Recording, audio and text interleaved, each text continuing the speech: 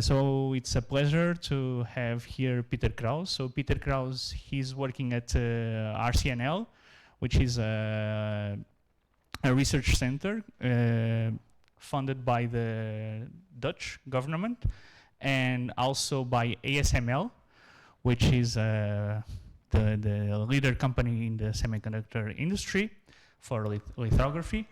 And he have done the PhD at ETH in Zurich with Hans Jakob Werner. Then he moved to Berkeley to work with Stefan Leone.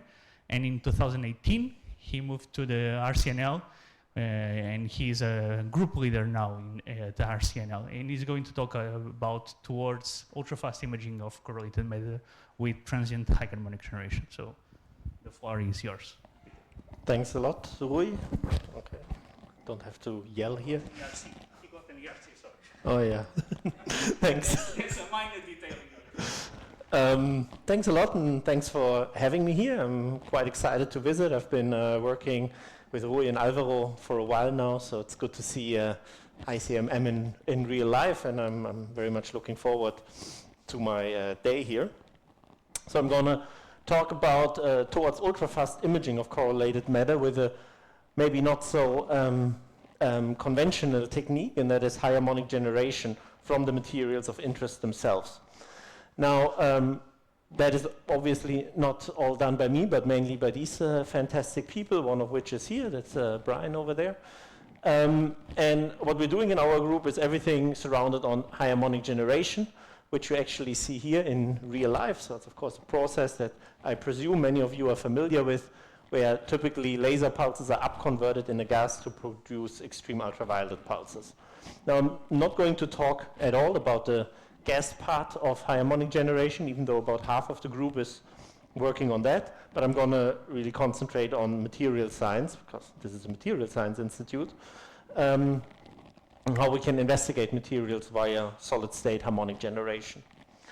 Now, an example that we take inspiration from are the potential of using new correlated oxides in novel devices, particularly memory devices. For example, resistive random access memory called ReRAM is a device where typically an oxide is sandwiched between two metal electrodes, and then by a current switch, an ion migration can be induced, and that's used as a data storage. Now, these correlated oxides, in principle, can undergo ultrafast phase transition. So the switch with which this resistivity in such a material can occur can, in principle, be on the petahertz timescale if the full speed of a phase transition is harnessed. And that would be an absolute revolution for increasing the clock rate of oxide electronics.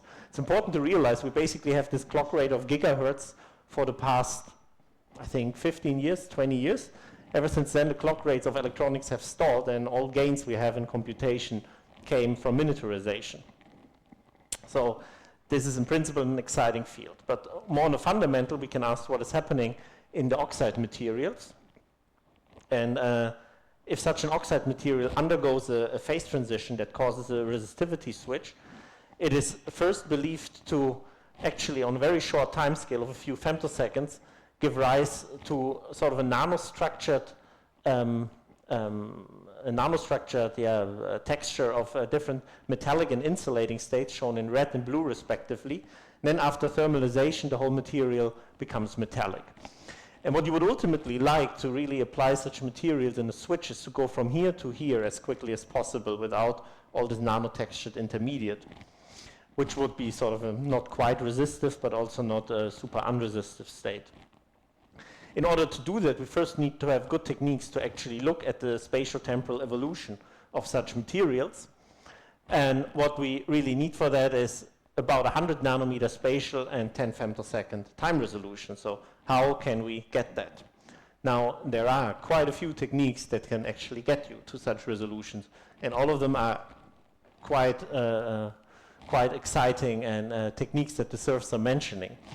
So people have done ultrafast soft X-ray imaging on either holographic or coherent diffraction imaging principles. It was typically done in free electron lasers. There's ultrafast electron diffraction microscopy. That's either done, that's typically done in a TEM, transmission electron microscope. Then people have done experiments on ultrafast scanning tunneling microscopy, where short terahertz pulses used at the tip of an STM to modulate the work function and therefore basically make the STM active for only a few femtoseconds. And there are ultrafast near-field optical microscopy techniques. What all of these techniques in common is that they have very dedicated instrumentation needed, from STMs to free electron lasers and so on, and typically also require specific sample preparation for these needs. So what we like to do is add yet another technique to that and use methods of transient solid-state high-harmonic generation and harmonic microscopy to investigate phase transitions. So why do we first need another technique? I would argue that the technique I'm going to show you today is something that can be fit into a regular microscope. And experience has shown whenever regular microscopy can be used, it will be used, because it's simply the most convenient technique to get spatial resolution. And it has a lot of potential, particularly in the time resolution aspect that will be difficult to reach with any of these techniques. High-harmonic generation, as many of you know, is the process to make attosecond pulses. That is a sub-cycle process. So even if you generate harmonics from solid and the visible, you can get a temporal evolution of about a femtosecond or maybe even less. So this temporal aspect is also something that is quite unique to harmonic generation. Now, what I'm going to show you today is sort of our road how to develop harmonic microscopy. I start from what actually gives contrast in harmonic generation. Then I will show you an example how we can use harmonic generation to resolve femtosecond dynamics on a phase transition. And sort of the looming question here might be, how can we ever get enough resolution if we will only deal with visible wavelengths? So we sort of need to do something to break the diffraction limit that typically limits microscopy. That's going to be the third part in my talk, where I will explain how we can actually push harmonic generation towards 100 nanometer. We're not there yet, but I think we have understood the physics and the mechanisms to be there in a reasonable amount of time. And then I will spend some time talking how we can actually go beyond 100 nanometer in the future. So these are the three chapters that I just mentioned. The first one is on harmonic generation from nanostructures. So how will we actually get contrast to a nanostructure, which could be a typical object for harmonic microscopy. That was mainly done by Silviane Roskam-Abing during her PhD. Now, as a general introduction, maybe not everyone has heard about solid harmonic generation. This is something that was discovered in 2011, which by itself is remarkable because that was almost 25 years after gas harmonic generation was discovered. So it took quite long until people realized that harmonic generation from solids is also possible. And there was a good reason, and that was mainly because everyone thought you would damage the solid if you do that. And actually these first experiments were done with a rather exotic drive laser of 3.5 micron to generate these harmonics. And still people already managed to go up to the 25th harmonic order. Interesting, this really sparked a big interest in the topic. And then it quickly became clear you actually can also generate harmonics with the more standard lasers like 800 nanometers titanium sapphire. So that is an example from our lab, not the first one on silica, but I just put that here, where we just use an 800 nanometer laser standard, 35 femtoseconds from a silica target, and we can generate harmonics, in this case up to 20, 25 electron volt, 15th order from this was a quartz target, not silica, sorry. This is still all below the damage threshold, so we're not doing anything to the sample, it's not being refreshed. So what causes harmonic generations in solids?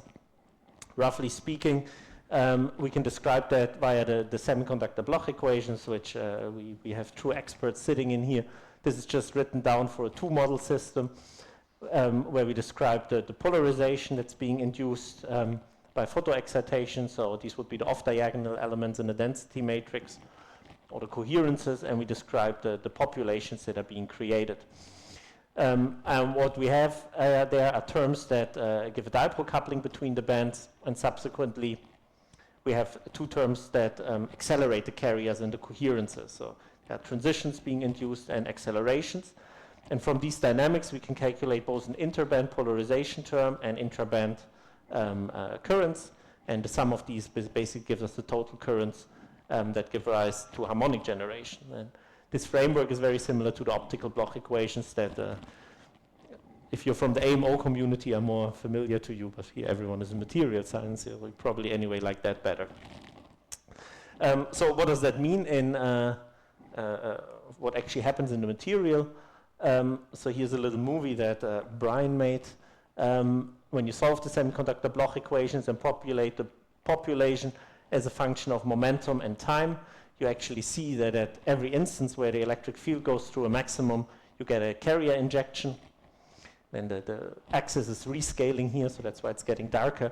And when the field gets strong, the carriers are being accelerated across the entire Brillouin zone up to the edges. They can get reflected there and start interfering with each other. And all these dynamics give rise to the currents that give rise to harmonic generation. So it's basically this combination of intraband and interband terms that give rise to harmonic generation. And then we can ask ourselves what would give contrast in microscopy. First of all, this is dependent on the band structure. So generally, different materials will give rise to different conversion efficiencies, but also to different polarization dependencies. So high harmonics will always carry some fingerprint of the material that you generate them from. But in addition, also from a nanostructure, you would get contrast. And this is maybe less obvious from this picture via the semiconductor Bloch equations. So we started to investigate this part in more detail. We first made microstructures. So this is just a flat piece of silica, and where you see the rainbow here, we engraved some grating lines with a micron pitch. Therefore, you see the rainbow. If we generate from the flat structure, you see regular harmonics. If we now generate from the structured part, you actually see there's a clear diffracted signal that is appearing. And that diffracted signal is due to that grading structure. What you see, the diffraction is very, very prominent, and actually the regular harmonic emission is almost completely killed off by that harmonic emission. So how can we understand that? It's actually a very simple model to understand that. We're dealing here with an 800 nanometer laser and a relatively thick sample, and there's a structure on the backside. That means the XUV is actually exclusively generated on the backside, simply because the emission depth or the absorption length is so short. That means you're basically generating the XUV on the backside, and you will induce a phase difference between the XUV that comes from the top and the bottom of the grooves. And with that phase difference, you can actually calculate how much intensity goes in the first and how much goes in the zeroth order. So just simply putting this simple model into nonlinear source terms, we can quite accurately reproduce what we're measuring. So what we've basically made here is a structure that gives us a pi phase difference, and therefore kills off intensity in the zeroth order and puts all intensity in the first order. Maybe slightly conceptually more challenging is what happens if we go to structures that are deeply sub-wavelength. So here we made a grading with a 400 nanometer pitch. And that's maybe a bit less obvious, because that will not directly diffract the 800 nanometer light, what is happening there.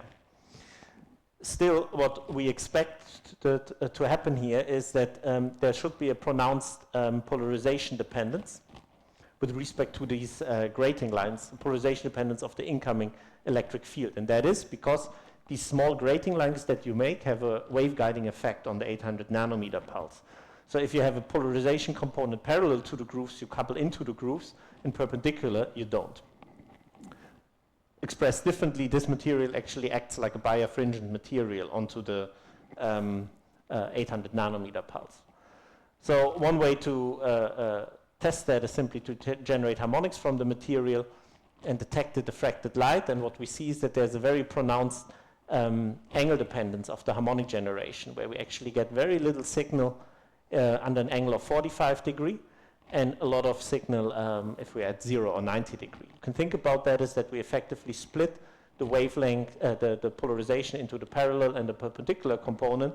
Then you go through a nonlinear process, so the overall intensity will go down.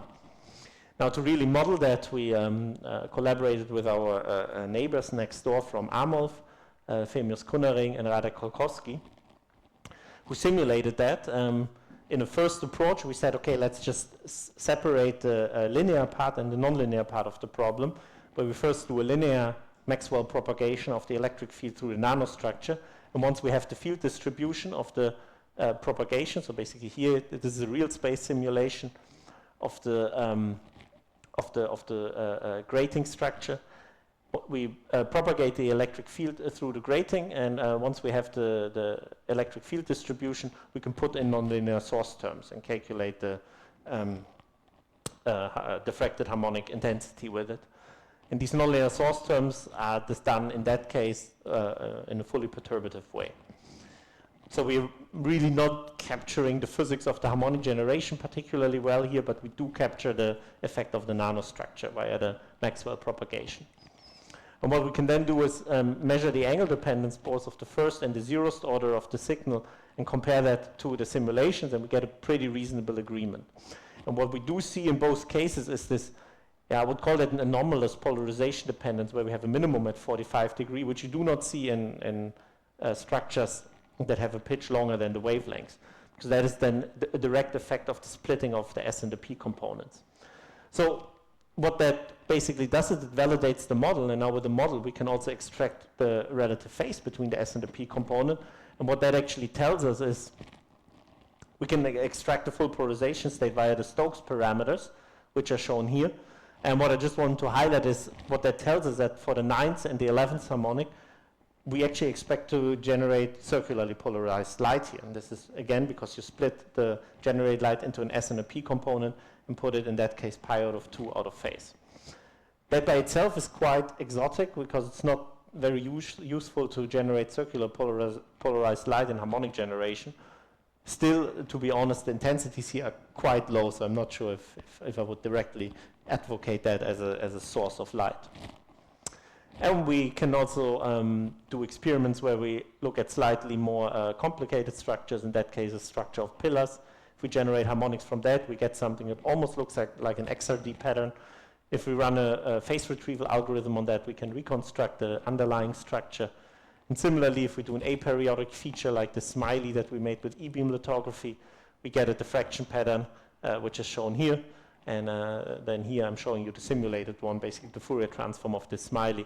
And we see there's a quite good agreement between the two. This thing that is missing in the middle is a beam block to not burn the detector in the experiment. Okay, in a way this is a version, you could say, of coherent diffraction imaging at generation. So where the emission directly by coherent emission encodes the structure that is being generated from. Okay, what have we learned from that? We see that the phase and amplitude modulation in nanostructures modulate harmonic generation, even if there's only a monocompound material, right? This was all silica, but the harmonic generations are intrinsically sensitive to any structures in the silica. And we also could see that harmonic generation is sensitive to sub-wavelength structures. So what we've learned from that is, in principle, harmonic generation should be a very sensitive contrast mechanism for any form that requires diffraction, any form of microscopy. So then we come to the second part, where we want to test, can we follow dynamics, not particularly non-trivial dynamics, with harmonic generation, where in this case we resolve the phase transition. So we're looking at a material, and this was mainly the work of Zhongho Ni and Leo Guari in my group, a postdoc and a PhD student. So we looked at a niobium oxide. That's a material, a transition metal oxide that undergoes a phase transition that can be induced by heat. For example, at a relatively high temperature of over 1,000 Kelvin, we go from a distorted rutile to a rutile group, and that goes with a band gap closure from an insulating to a metallic phase. So you see this collapse of the d orbitals. Niobium oxide, in a way, has a lot of similarities with vanadium dioxide. And niobium and vanadium are in the same group in the periodic table, both transition metals. But what is different is that this phase transition occurs at a much higher temperature. So in vanadium oxide, if you do experiments with a laser, there's always a bit of a doubt if it's not something thermal you're doing to the sample. We can be pretty sure that in all experiments we're doing, we're very, very far below the thermally induced phase transition. So everything we're doing is really either induced by photoexcited lattice or band structure changes. Okay, so we started by generating harmonics from this material with a 1800 nanometer drive laser. We saw a third, fifth, and a very weak seventh harmonic coming out of the material that all scale in a non-perturbative way, particularly this third harmonic here with a driving intensity. And what we did now is we first photoexcited the material we first generate harmonics from the material, and then we photoexcite the material with a pump pulse. What we see for all delays is that we strongly suppress the harmonic generation. So you see the green line here, this is for only the infrared pulse generating harmonics. And as soon as we add a pump pulse, we see a rather strong reduction as a function of the displayed delays. So we've done that for several delays and for several fluences, and here you see the harmonics of the dynamics for the third and the fifth harmonic. What you can kind of already see is that if we go to higher fluences, so from black to yellow, we come into a range where there's practically no recovery of the harmonic signal anymore. At low fluences, the harmonic signal recovers to a certain extent. And this is a general effect, so the third and the fifth harmonic in that sense look quite similar. So, as I pointed out, there is something happening here at early delays where there's a complete suppression of the harmonics occurring. So, a better way to actually look at these data is to plot the change of the harmonics as a function of the excitation fluence and plot that for selected delays. This is, by the way, -1 on the axis here, so it means that for a value of -1, the harmonics are completely suppressed. So what we see there is that there's at time 0, the harmonics just get suppressed as a function of fluence up to complete suppression. And yeah, the curve basically follows any standard saturation curve that one would see in experiments. However, already at delays of 0.2 picoseconds, and then you can really see it clearly at 1 picosecond, something changes, and there's a stepwise increase of the harmonic suppression for a fluence of about 11 millijoule per square centimeter. And again, that effect is quite general in the sense that we see the same for the fifth harmonic, as shown here, also at 11 millijoule per centimeter square, and we see the same if we generate with a different driving laser.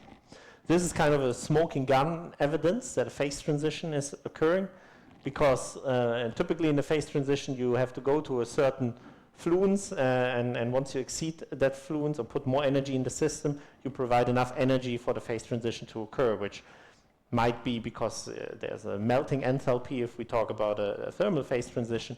But in that case, it's more likely that there's a Coulomb repulsion between the d orbitals that has to be overcome, and that's sort of its extra energy that has to be put in the system. So to understand this better, we turn to people from ICMM. This was Rui, Alvaro, and Eduardo, to actually model these phenomena. And they first actually set up a full DFT model and ran semiconductor Bloch equations in a Vanya basis on that, and could indeed show that in the metallic phase there's substantially less harmonic generation than in the insulating phase. And on top of that, they made an 1D chain model for high harmonic generation, where it was possible to simply play with the band gap, and also in that case there was a very clear reduction as a reduction of the band gap size. So here the spectra that I referred to earlier, and you clearly see a strong suppression for the metallic phase. You see that both in the spectra and also if we just track the fifth intensity as a function of the band gap size. So then the final question we asked ourselves is, can we actually resolve the timescale of the phase transition? And for that purpose, we used a fit of the data at time 0 from a saturation model to basically subtract the response at time 0, which we attribute to a more generic response of a photoexcited semiconductor to harmonic generation.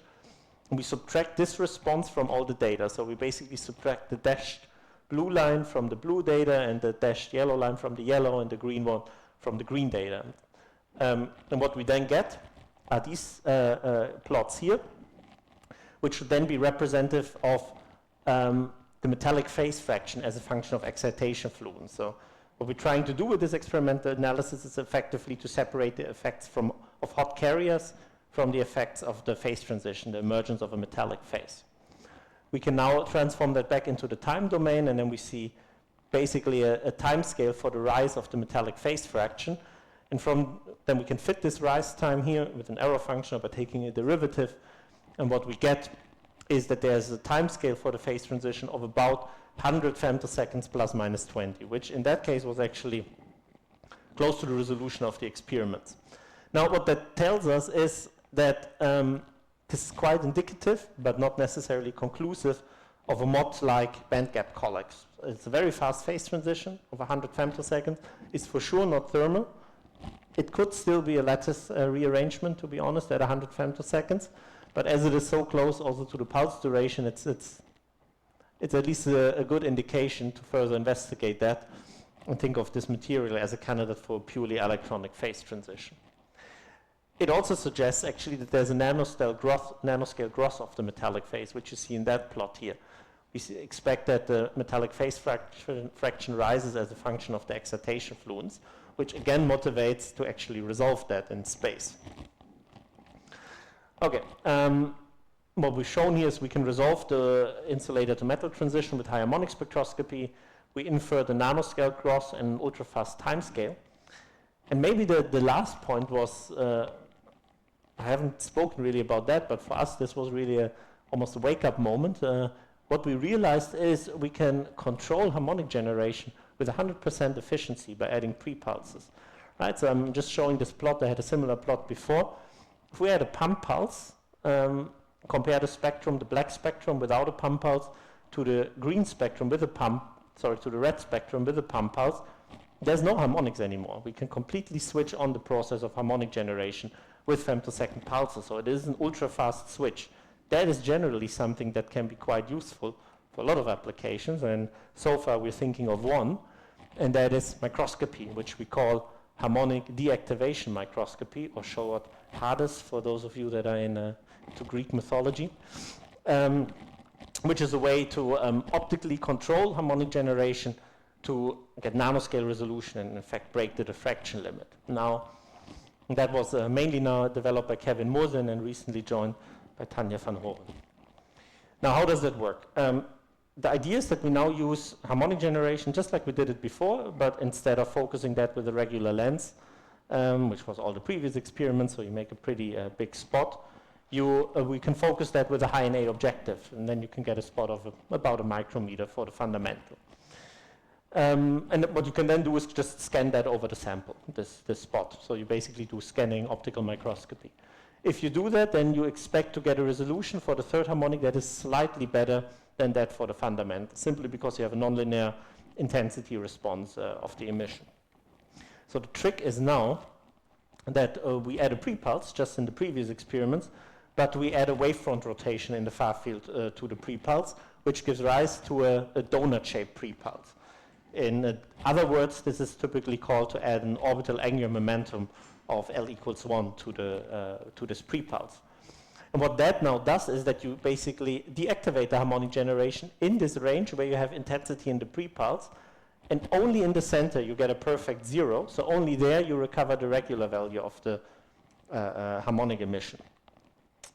And the key here is that you basically have a very nonlinear response to the deactivation with respect to the intensity of the pre-pulse. And that now allows you to actually narrow the emission far below the diffraction limit. This idea was developed for fluorescence microscopy for the first time, I think, 25 to 30 years ago. And that was famously done by Stefan Hell, who won the Nobel Prize for that in 2014. This was always done with fluorescent microscopy, where basically the pre-pulse had the role to drive stimulated emission and therefore deplete a fluorophore that would consequently not be available anymore for regular fluorescence. So why still bother with it if Hell already did it? Well, this is for fluorescence, so if you don't have a fluorescent material, you can't use that. It's as simple as that. It's usually used for biomedical imaging, but for anything in condensed matter physics and material science, it's not very useful because you typically don't have the right fluorophores, or you're not at liberty to add fluorophores to your sample. And it's also inherently slow because it's relying on fluorescence, so it's not suitable for ultrafast dynamics either. So this is sort of where we see this niche for HADES. Okay, so to first do a proof of principle, yeah. So that scheme for microscopy is for looking at niobium oxide.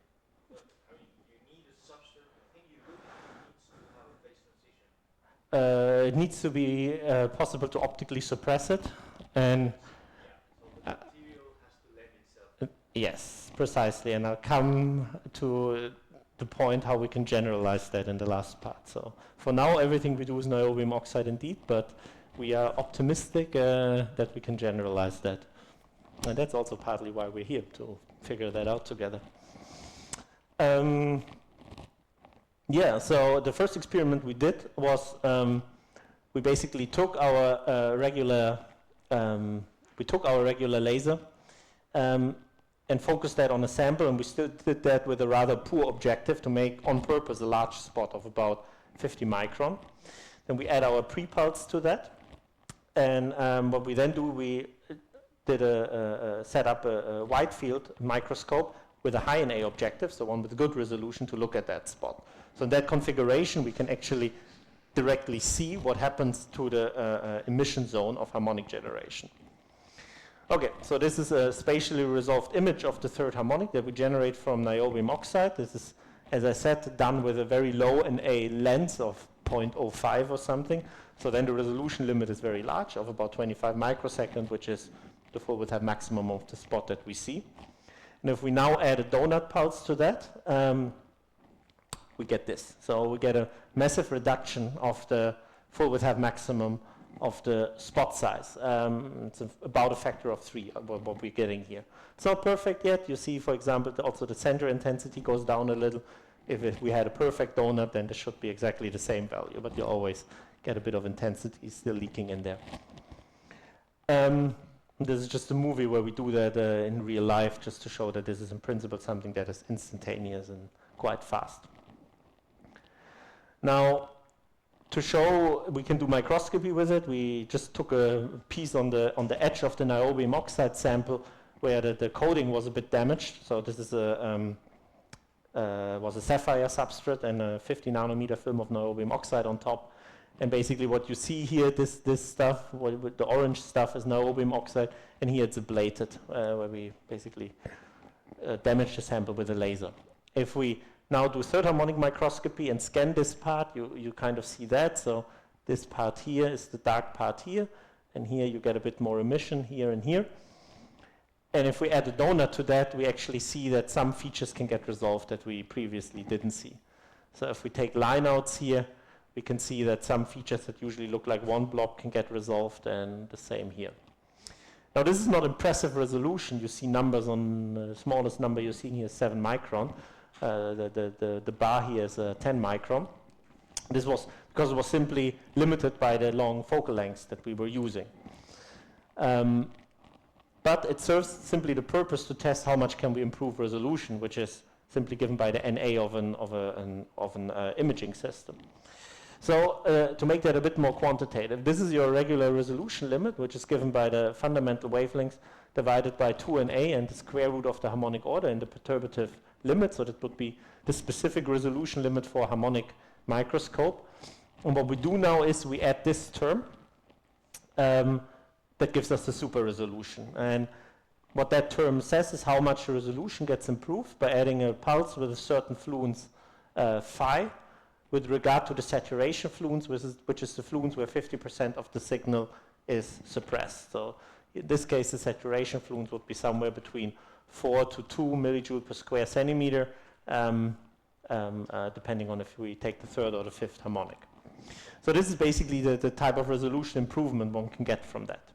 So we can make that quantitative now. Suppose we take the best objective we can take for such an experiment. That would be an oil immersion objective. And you have to put a bit of oil on your sample, which we are, and in your laser pulse, which we're not quite ready to do yet. Then you can get and combine that with all the experimental parameters that we had so far.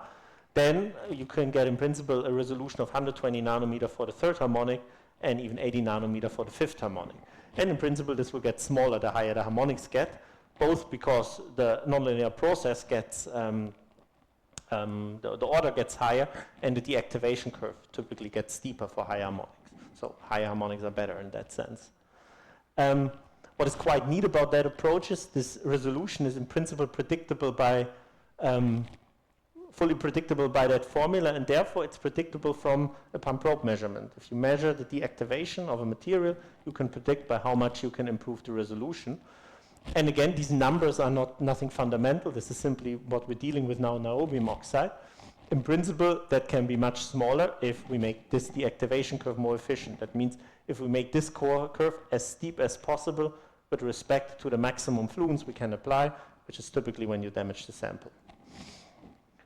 All right, so now I'm already talking about very small numbers, but you've noticed I've shown you much larger ones. So why is that? Well, first we need to actually build a proper microscope, and that's what we're doing right now.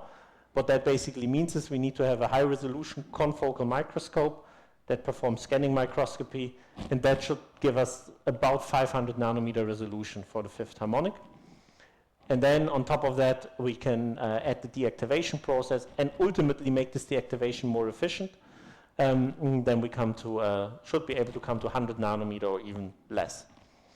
Now, the reason that this is a bigger project, for us at least, was that the lasers we were using in the past were really made for gas harmonic generation. So these are millijoule laser systems, but now we're focusing to a spot of about 1 micron. So what you really want to use are nanojoule pulse energies, but that at a very high repetition rate, right? Otherwise, that means you get very few photons per shot, and you can only compensate that by really high repetition rate. And then on top of that, you need to have a system that you can scan your sample extremely quickly. So what we had to do is first buy a new laser and then build a new lab around it that allows us to go to this high repetition rate and fast scanning speeds. And that's what we have been busy with since the beginning of the year. So we basically got a laser and OPA system from light conversion that's now operating at 200 kilohertz. That's by no means the maximum that's possible there. It was a choice we made to still have some wavelength flexibility. And then we focused that with the high NA objective on a sample, and we can separate the emission into 4 different channels and detect 3rd, 4th, 5th, and 7th harmonic simultaneously.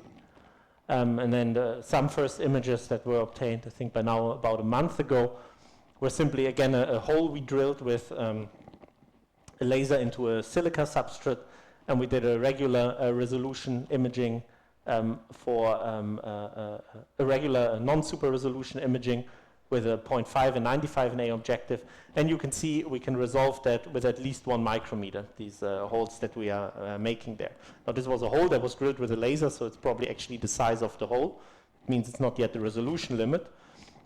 That means we are probably already very close to the absolute resolution limit of this confocal microscope. So this is very much ongoing work, and the next step will be to do a quantitative characterization of what we can get in the resolution there.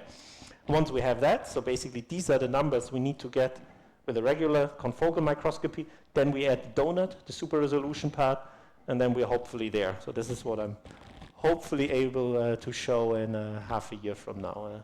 Spoken as a group leader, which is always a bit too optimistic. Okay, then one question I always get is, doesn't that take forever? You now want to do a harmonic generation from a very small volume. You need to keep the intensity low to not damage the sample. So how can that be done quickly? So currently we have optimized at least the scanning speed, and we can get an image, not one with a lot of pixels, but one with about a few thousand pixels in 1 minute. So that I actually consider relatively fast, but ultimately one wants to do megapixel images, and that would still be too slow here. But there are ways to actually increase the efficiency, and one thing that we found in several experiments is if we just don't do harmonic generation but combine 2 drive lasers, for example omega and a second harmonic, you get wave mixings instead of harmonics, so you get certain photon combinations. Here it was done in a non-collinear way to separate them.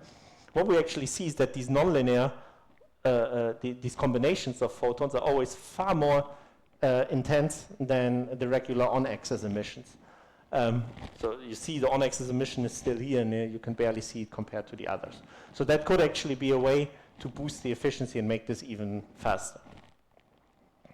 Now, as a conclusion, what I've shown you here is that we can spatially control the deactivation and do super resolution below the upper limit. It has a lot of potential to image materials on the nanoscale label-free, and we can also combine that with the ultrafast time resolution of harmonic generation. And in principle, harmonic generation, if we do add a subcycle resolution to that, you could even imagine to, for example, generate harmonics from a sample. If you do it in the XUV, perform a streaking or rapid measurements afterwards on that, then you could even add attosecond resolution. Well, that would really be something quite challenging to do, but it's not impossible. Kind coming back to your question, will this work for anything else than niobium oxide? Yeah, so this is of course a bit of a price question that we are also now investigating.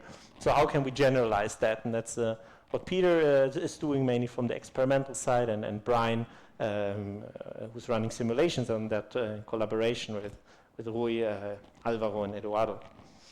Now, what Peter did in the beginning of his PhD, he just went through all literature he could find where people did pump probe experiments and probed these with high-harmonic generation. This was the beginning of this year, so back then there were maybe 20, 30 experiments where this was done. Now there are already quite a few more. And what he saw is in almost all of these experiments there is a strong suppression of harmonic generation that can be observed. And then he broadly classified that in 4 different categories. One would be state blocking, so you basically excite holes, you basically excite electrons. If you have excited a lot of electrons, then these basically block transitions that you would need for harmonic generation.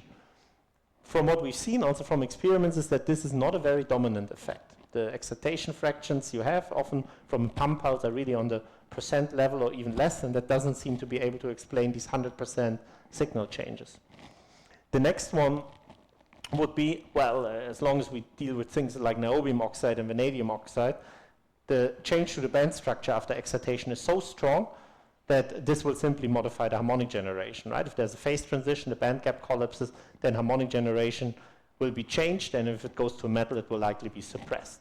This is a very specific case, but at least it means probably it's going to work with a lot of correlated materials. And then 2 effects that seem more general.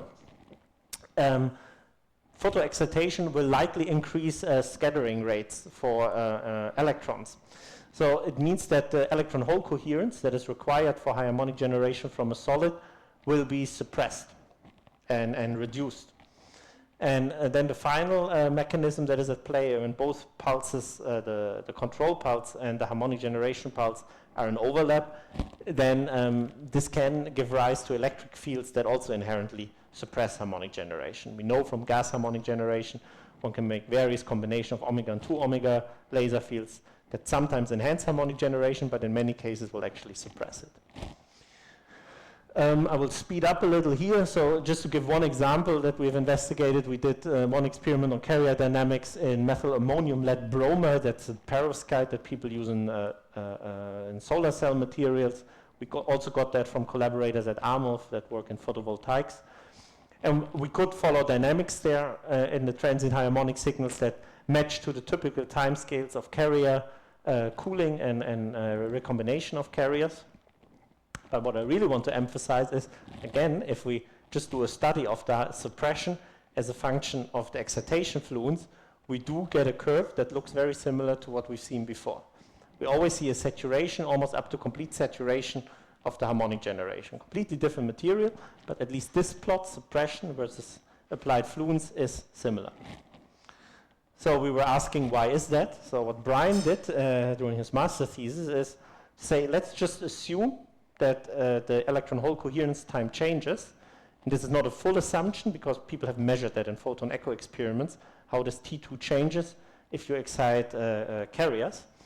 And then we run simulations for different T2s. So one here at 1 femtosecond, one at 10 femtoseconds, and we split that into interband and intraband contributions, which is shown in these plots. So the solid lines are the longer the phasing times, and you see in all cases the solid lines show a higher emission than for the accelerated T2s. One way to look at that is if we just isolate one harmonic, perform an inverse Fourier transform of this one on this one harmonic, you can directly see that the amplitude of the electric field for the shorter phasing time is strongly reduced, and it's mainly an amplitude effect, and there's also a slight phase change. Yes, I just said that. In order to understand that effect a bit better, we looked at the intraband current as it was derived, I think in many papers, but usually we refer to the work of Giulio Vampa and Thomas Brabeck on that. And we translate that into an expression for the intensity as a function of T2, where we need to do several approximations to that equation, which is mainly a saddle point approximation, but also assume a constant dipole coupling, which is from a theory point of view, less good, but it at least makes us able to give us an analytical expression. What I want to highlight there is that now gives us actually an expression that fits these curves relatively well. So it just speaks what we want to emphasize with that is by this relatively simple model, we can, at least qualitatively, explain some experiments. So what that tells us is it should give us a good motivation to look into more improved ab initio theories for the phasing effects in harmonic generation. Now, coming to the last point here, this field modulation, I think there we can really do something that is a bit more material independent. So to make ways to make harmonic deactivation really more material independent and more general. And what Peter van Essen did here was to basically look into a way to generalize polarization gating for spatial deactivation, for nanometer resolution. Those of you familiar with the attosecond community might have heard about polarization gating. It was one of the first proposed techniques to make isolated attosecond pulses that relies on two circularly polarized pulses that are just overlapped a little in time, so that in the overlap range they add up to a linearly polarized field. And we thought, can we do the same in space, of having two polarized pulses that give rise to a spatially varying ellipticity? So what is shown here is simply the ellipticity response of the third and fifth harmonic of zinc oxide, and you see indeed also in these materials harmonic generation is quite suppressed for a high ellipticity. And well, what we did now is for the circular polarization, a circular polarization is simply an S and a P component of an electric field that is out of phase by pi over 2. So what we did is we actually physically split the S and P component of the field and made one of these two pulses, gave one of these two pulses orbital angular momentum.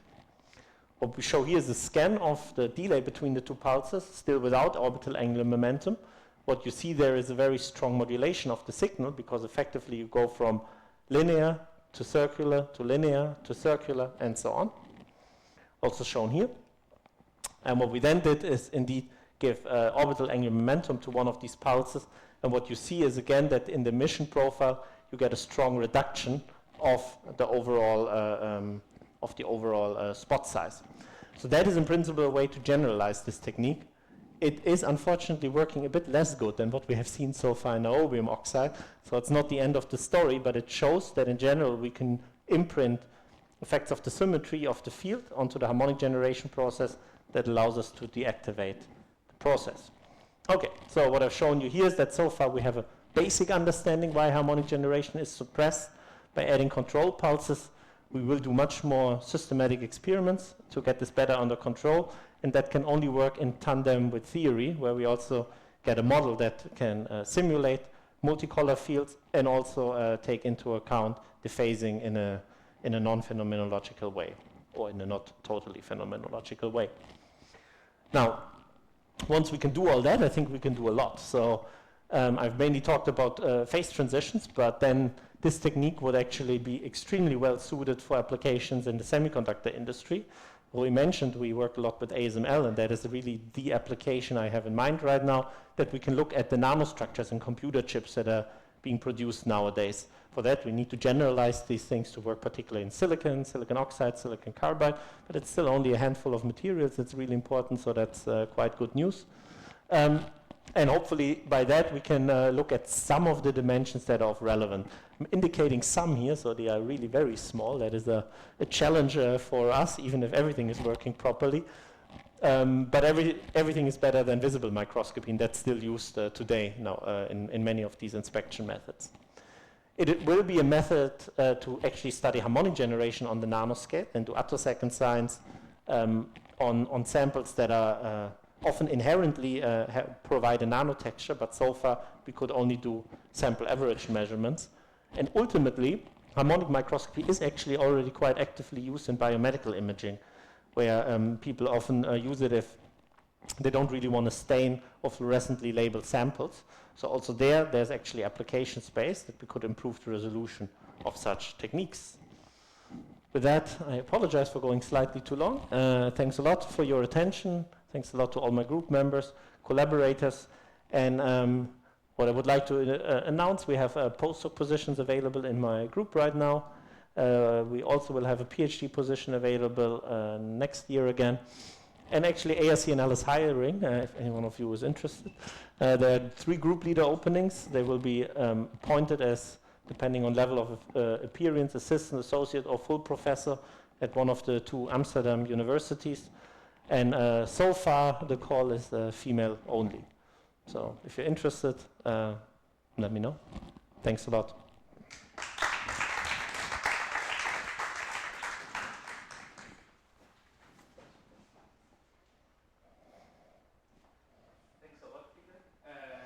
Questions?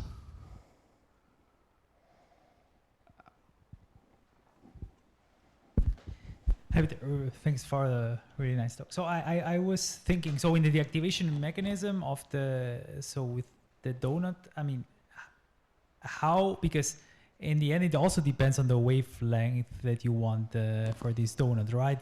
For the little spot that you have there.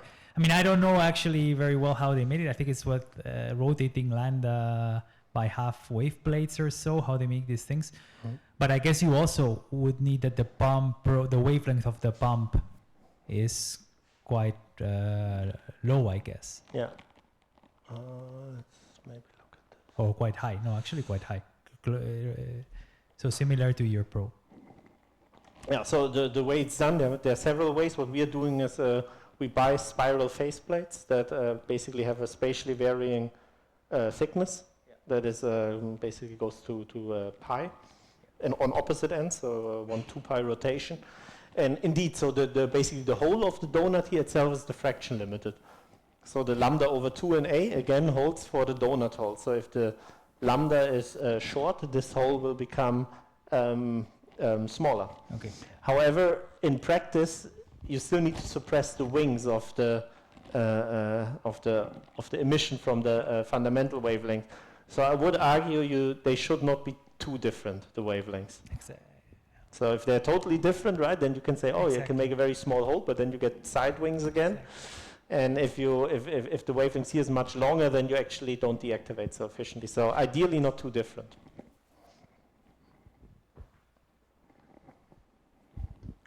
But also instead, by the way, they are a bit different. So this is possible.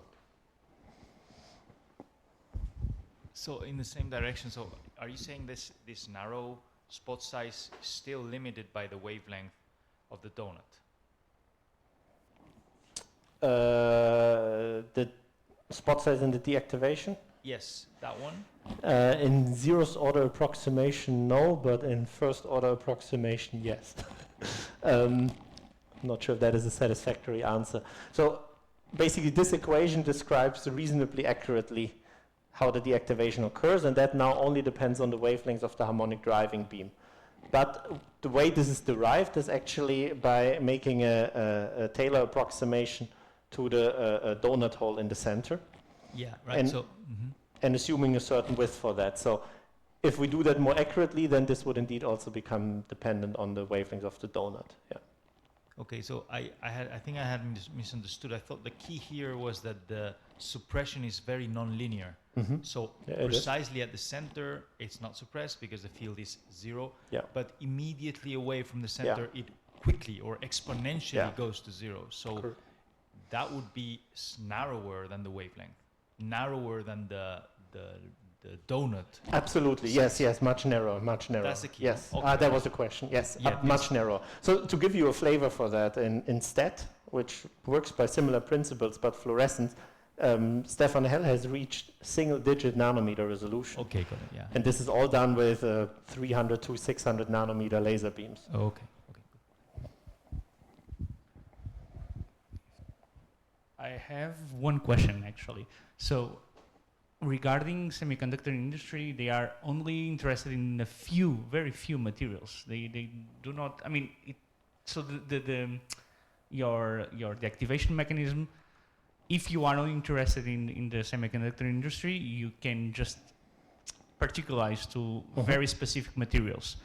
Of course, for a general microscopy technique, you want to be general, but for the semiconductor industry, can't we just stick to the bunch of materials that they have and go for the activation in these particular materials and that's it? Or Yes, but there are, if you really look at the materials that are in the chip or in memory devices, it's almost the entire periodic table at some point. So there is a large variation. However, you typically would, again, not look at the final product, but you look at a specific target that's somewhere in the corner, and you also look at, you would apply this technique at a certain step in the fabrication process. And then it's often indeed a silicon structure on which photoresist, which is a polymer, typically PMMA, sits.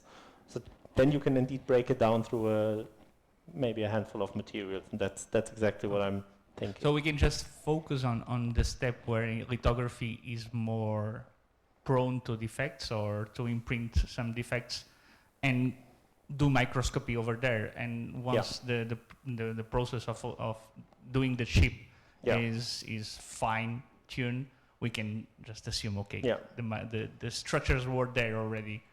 Well indeed. And if we really want this to be used, then of course it needs to be done such that it fits into a semiconductor fabrication cycle, because the way a chip is made is what it is, and this will not be changed because there's a new microscopy technique. Okay. So it needs to be typically a way where something like this could be used would be after development and before etching. That means after a photoresist has been exposed with light, developed with a solution, and then you have exposed photoresist sitting on silicon. That's a typical step where you haven't really harmed the silicon yet by any etching or ion implantation, but you only have some polymer on top. And you could already perform a measurement on that, and then you know, okay, everything worked, so we can continue in the fabrication, or the exposure wasn't done well, so you start over again. Okay.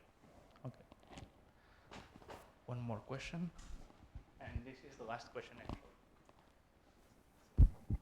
Yeah, so now since we're here, so why actually do you want it as a function of fluence? I mean, why don't you want it for one particular fluence? I have my deactivation. Why does it have to be stable? Why does it have to be? So why do I need? Why are you seeking for this step function on the deactivation as a function of fluence of the pole? So effectively, because we have the donut, the best job we can do is that we have an inverted Gaussian sitting in this profile of the donut, right? So if we would have a fully linear dependence of fluence, of suppression on fluence, that would mean that here we actually don't gain a lot of deactivation. You need to be in a situation where even here, when you're almost at the minimum, you have everything suppressed.